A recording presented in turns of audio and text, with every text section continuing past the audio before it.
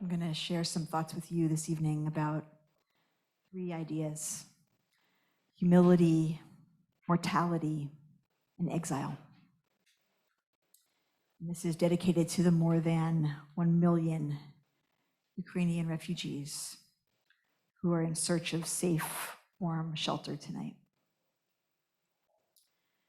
So yesterday, the Jewish people who study Daf Yomi, the daily page of Talmud, read Chagiga 22 about the purification of vessels. There was a debate about earthenware vessels compared to metal vessels and what caused purity or impurity, and whether a rabbi was in possession of them or someone who was not a rabbi who's called an Am Haaretz. It was a complicated conversation. I don't think you maybe care so much. But in the middle of that conversation, Rabbi Yehoshua came across an argument from the house of the house of Shammai. So you may know that the house of Hillel and the house of Shammai are forever in dispute. And he came across a ruling from the house of Shammai and said, I am ashamed of your position, Beit Shammai, house of Shammai, because it was so profoundly illogical. It made no sense. And then a representative from the house of Shammai came to him and explained the underlying rationale for the position. And he saw that there was a wisdom in it that he had not seen before. And he realized that he had been arrogant about it. And he went to the graveyard and found the section of the graveyard where the graves were of the Beit Shammai. And he threw himself face first on the graves and said, I humble myself before your bones, Beit Shammai. We learn elsewhere in the Talmud that it was because of the humility of the house of Hillel. So this is Rabbi Yehoshua, that their positions were given priority, that it was their humility that caused them to be privileged between the two schools. Humility, anava, is a midah, characteristic that we are meant to cultivate as Jews. Yesterday was my father's first yahrzeit. And from that perspective, reading this page of Talmud, I didn't feel like it was an accident that Rabbi Yehoshua threw himself on the graves of Beit Shammai to make his apology and to humble himself. There's something about brushing up against mortality that is humbling. It reminds us of our own finitude, that no matter how right we think we are, or no matter how big we imagine ourselves to be in social space, it's all temporary. This week's Parsha is the last of the book of Exodus.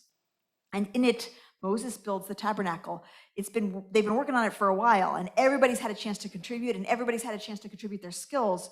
But this Mishkan, this dwelling place for God, is now ready to be assembled. And Moses follows all the instructions and finishes building the tabernacle. And when he finishes, God's presence comes to dwell within it, filling it entirely. So much so that Moses cannot enter. Having just instructed the Israelites to do this huge project and having finally put it together himself, he has to stand outside. The rabbis saw this moment as a metaphor for exile. God represents home for us, the ultimate home, where we came from and where we're going. Belonging, wholeness, oneness. The Mishkan is then the physical space that represents that home, the place where that belongingness can be accessed. Now remember that the Israelites are exiles. They are refugees. They are in flight from Egypt. They're in a wilderness, a place of non-home. Nothing is familiar, nothing is recognizable, nothing is comfortable or comforting where they are. It's a place they do not know and a place where they're not known.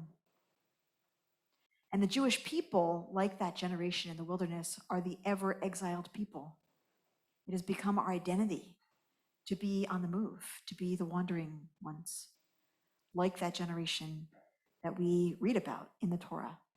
Never fully arriving, never fully at home, always with a past that belongs somewhere else. Except now in the wilderness, really, the people are known. They're known by God. And our tradition says they're known better there than anywhere else ever.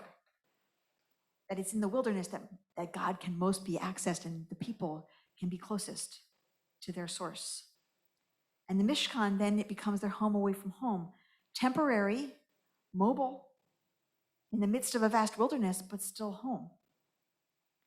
And the fact that once they build it and Moses puts it together, he has to stand outside, that feels really poignant to the rabbis.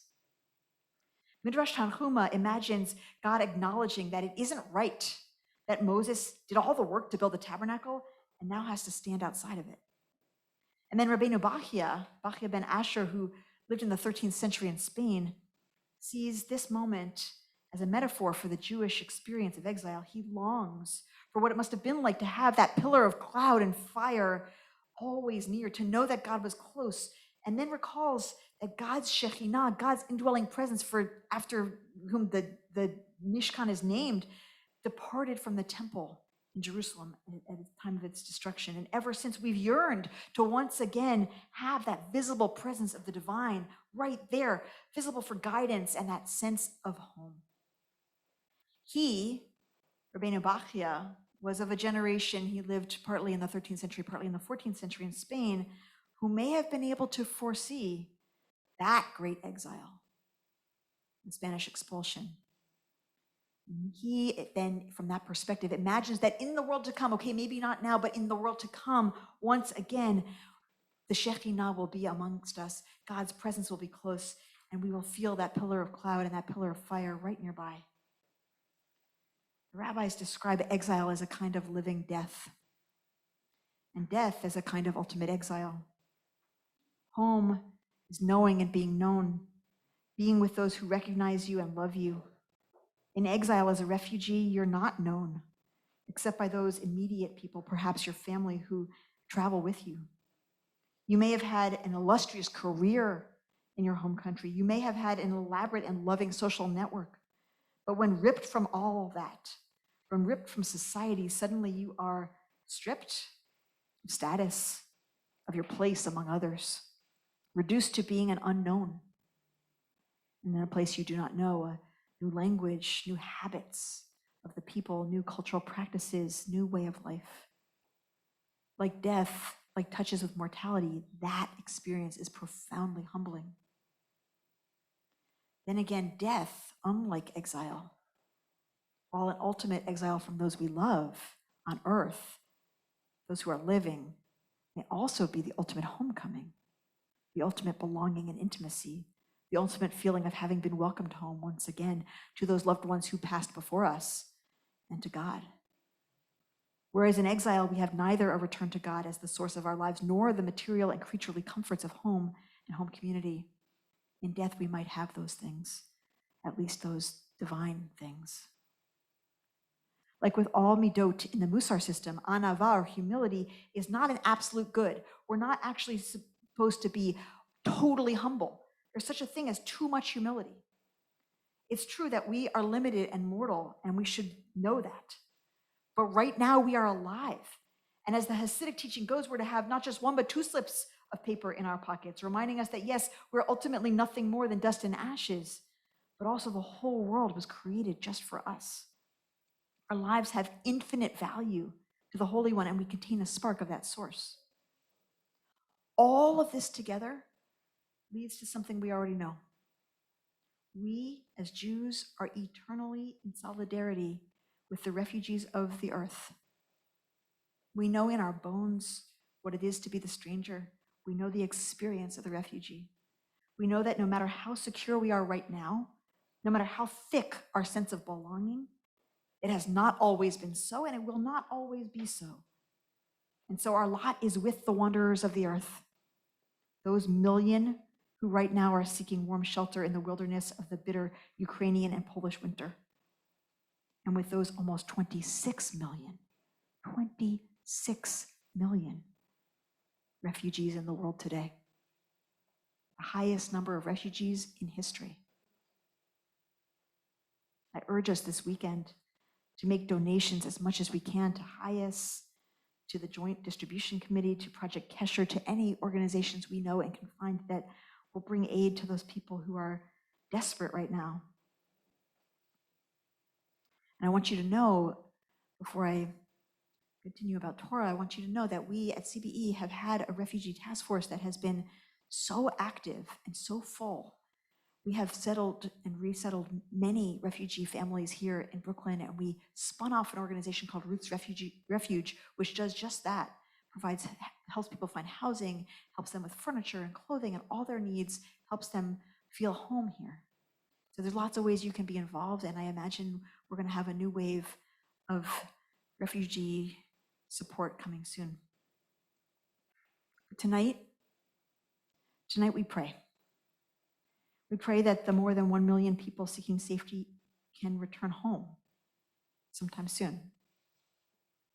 And if they can never return home, we pray that they will find or make a home wherever they are or wherever they land. At the beginning of Sefer Shemot, the book of Exodus, we are called Bnei Yisrael, the children of Israel, because we are the descendants of Jacob, who was also Israel. But by the end of the book, we are called Beit Yisrael, house of Israel. It's interesting that this transformation happens even as we lose our homes in Egypt, and become refugees. Even as the house we build to know and access God is temporary and transient, gets taken apart and put back together, we become Beit Yisrael, the house of Israel, showing that we are a people whose formative experience taught us that even in the loss of home, we become home. We become home for and with one another. As Midrash Tanchuma teaches, our Torah portion in the book of Exodus end with Moses standing outside of the tabernacle in a kind of humbling exile. But next week we start the book of Leviticus, and the very first verse has God's voice emanating from the tabernacle, calling to Moses, telling him to enter. God finds the humility to perform tzimtzum, to get a little bit smaller, making room for Moses in their shared meeting place, welcoming Moses in. This is what will be required of all of us in the coming months and years, making room in the places we call home so that others can enter and find a new sense of belonging, so that they are a little less in exile, so that even in the midst of the wide, wide wilderness, there's a new place they can call home. At the end of each book of Torah, we say, Chazak, Chazak, v'nitchazek. Be strong, and we will strengthen one another. Amen.